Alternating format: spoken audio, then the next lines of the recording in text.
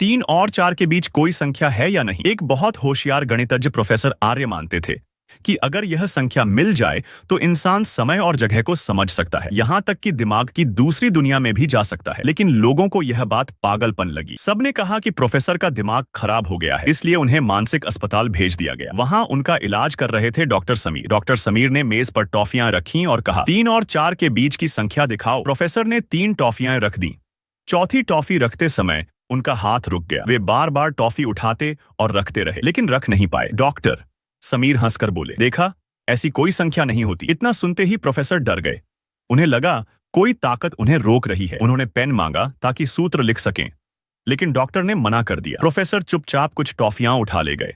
उन्हें कमरा नंबर 304 में बंद कर दिया गया। जब डॉक्टर समीर लिफ्ट से जा रहे थे तो चौथी मंजिल से तीसरी मंजिल तक पहुंचने में ज्यादा समय लगा। उन्हें अजीब लगा, लेकिन उन्होंने ध्यान नहीं दिया। शाम को वे बार में बैठे, मुट्ठी भर मूंगफली उठाई, गिनती की, 4 निकली। तभी मूंगफली फट गई।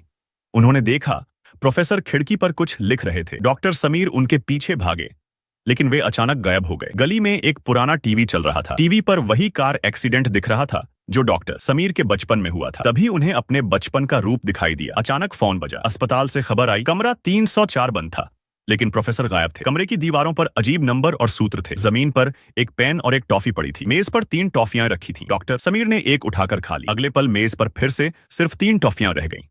अब डॉक्टर समीर समझ गए, प्रोफेसर ने सच में 3 और 4 के बीच की संख्या ढूंढ ली थी। वे समय में पीछे चले गए, लेकिन उसी कार दुर्घटना में मर गए। अब समय खुद इस रहस्य को पूरा होने से रोक रहा है। शायद यह मौत है, या शायद कोई ऊंची दुनिया।